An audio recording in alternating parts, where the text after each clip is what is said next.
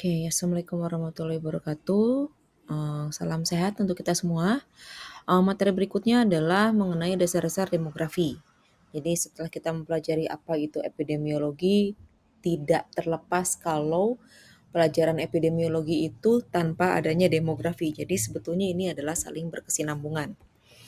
Jadi pengertian demografi itu sendiri yaitu berasal dari Yunani, artinya demos atau rakyat atau penduduk dan grafein menulis. Jadi demografi itu adalah tulisan-tulisan mengenai rakyat atau penduduk. Kemudian definisi demografi yang lain itu adalah ilmu yang mempelajari secara statistik dan matematik tentang besar, komposisi dan distribusi penduduk serta perubahan-perubahannya sepanjang masa melalui melalui 5 komponen demografi, yaitu ada kelahiran, kematian, perkawinan, migrasi, mobilitas, dan sosial. Definisi demografi yang lain adalah memberikan gambaran yang menarik mengenai penduduk yang digambarkan secara statistik, juga mempelajari tingkah laku secara keseluruhan. Definisi yang lain adalah tentang jumlah persebaran dari komposisi penduduk serta perubahan-perubahannya dan sebab-sebab dari perubahan tersebut. Kemudian definisi yang lain itu adalah ilmu mempelajari persoalan dan keadaan perubahan penduduk yang berhubungan dengan 5 komponen perubahan tersebut. 5 komponennya apa saja? Ada kelahiran, ada kematian, perkawinan, migrasi, dan mobilitas sosial. Kalau tadi ada tujuan epidemiologi, di sini juga ada tujuan demografi. Untuk apa kita belajar mengenai demografi? Yang pertama ini adalah mempelajari kuantitas dan distribusi penduduk dalam suatu daerah, kemudian menjelaskan pertumbuhan masa lampau, penurunan, persebarannya dengan sebaik-baiknya, dan dengan data yang tersedia. Kemudian mengembangkan juga hubungan sebab akibat antara perkembangan penduduk dengan bermacam aspek organisasi sosial, kemudian mencoba memprediksi pertumbuhan penduduk di masa yang akan datang dengan kemungkinan dan konsekuensinya. Di mana demografi juga kita mempelajari mengenai dinamika penduduk, sebab akibat suatu penyakit misalnya.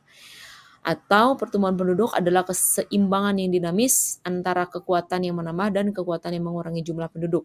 Jadi secara terus-menerus juga penduduk ini akan dipengaruhi oleh jumlah kelahiran, tapi bersamaan juga dengan ada kematian, jadi seimbang gitu. Nah, pertumbuhan penduduk juga itu ada apa saja? Ada fertilitas ya, angka kelahiran, kemudian mortalitas angka kematian, migrasi masuk dan migrasi keluar atau perpindahan penduduk. Ini merupakan rumus untuk pertumbuhan penduduk. Kemudian ini apabila pertumbuhan penduduk ini mempunyai model, jadi model pertumbuhan penduduk ini migrasi dengan fertilitas atau kelahiran jika lebih besar, sehingga di sini migrasinya dia akan positif. Jadi yaitu naik atau turun atau stabil gitu. Ini adalah pemetaan atau matriks dari model pertumbuhan penduduk. Migrasi itu apa? Migrasi itu perpindahan penduduk dari satu tempat ke tempat lain. Jadi ada in migration dan ada out migration. Jadi ada migrasi keluar dengan migrasi pendatang. Migrasi yang lain adalah migrasi neto, yaitu selisih antara in migration dan out migration. Jadi pertumbuhan penduduknya ini hanya dipengaruhi oleh dua cara, itu melalui perubahan reproduktif dan migrasi neto. Nah, dari demografi itu kita belajar apa sih? Dari demografi biasanya kita belajar atau dapat implementasi dari untuk demografi itu apa? Dari adanya di sensus penduduk. Sensus penduduk kita melihat adanya angka migrasi masuk dan migrasi keluar hasil long form sensus penduduk pada tahun 2020. Di sini kita lihat ada migrasi masuk pada tahun 2020 ini sebanyak 39,77 juta orang ya, dan ini migrasi yang keluar ini sekitar 29 juta. Jadi kita melihat persebarannya, ada orang penduduk yang masuk ke dalam suatu daerah tersebut dan ada penduduk yang keluar di dalam suatu daerah tersebut. Kita lihat misalnya di Jawa Barat. Jawa Barat itu di sini tidak termasuk, Jawa Barat ini masuk ke migrasi yang keluar hanya 5,26. Migrasi yang masuk dari 10,49. Jadi kita lihat di sini sebagian besar atau yang paling tinggi dari migrasi masuk itu ada di Kalimantan. Kemudian dari atau contoh data demografi itu seperti apa sih? Kita lihat dari pemetaan. Pemetaan atau untuk persebaran penduduk atau di mana saja. Kemudian dari grafik peningkatan penduduk dari tahun ke tahun. Kemudian juga di sini dilihat demografi melihat adanya distribusi jenis kelamin. Kemudian juga kita bisa melihat adanya untuk peningkatan atau penurunan, terjadinya suatu penyakit tersebut. Contohnya di sini adalah jumlah penduduk kota Cimahi ya. Jadi jumlah penduduk kota Cimahi, menurut migrasi keluar atau migrasi masuknya itu adalah, peningkatan atau penduduknya itu mengalami penurunan dari tahun 2019 ke tahun 2020. Kemudian jumlah penduduk kelompok umurnya mengalami penurunan, kemudian mengalami peningkatan lagi dari 2021 dengan 2022. Mungkin di sini, nah dari sini kita nyambungnya dari kita mengetahui data pendudukan seperti ini, nyambungnya ke epidemiologi. Apa yang menyebabkan penurunan drastis dari 615.000 orang ke 570 orang tahun 2020? Apakah di sini ada yang penyebab penyakit COVID-19 tersebut? Ilmu epidemiologi lah di situ yang berperan dalam untuk migrasi atau perubahan komposisi penduduk. Yang berperan adalah ilmu demografi. Kemudian, kita masuk ke teori kependudukan. Kependudukan ini contohnya adalah dari jumlah orang, kemudian mengalami peningkatan dan penurunan setiap tahunnya, di mana pertumbuhan penduduk dunia itu adalah mengalami pada tahun 2021 7,8 miliar, tahun 75 4 miliar. Jadi mengalami peningkatan 3,8 miliar, sesuai kita dengan prediksi saat ini.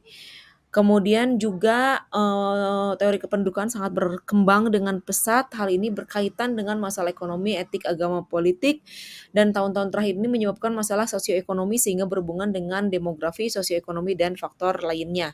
Jadi pendekatan yang dilakukan dari teori kependudukan itu adalah besar komposisi distribusi penduduk dan keadaan ekonomi dan lingkungannya. Kemudian ini adalah komposisi penduduk juga, dalam arti demografi ini umur dan jenis kelamin. Jadi kedua variabel tersebut yang paling mempengaruhi pertumbuhan penduduk di masa yang akan datang.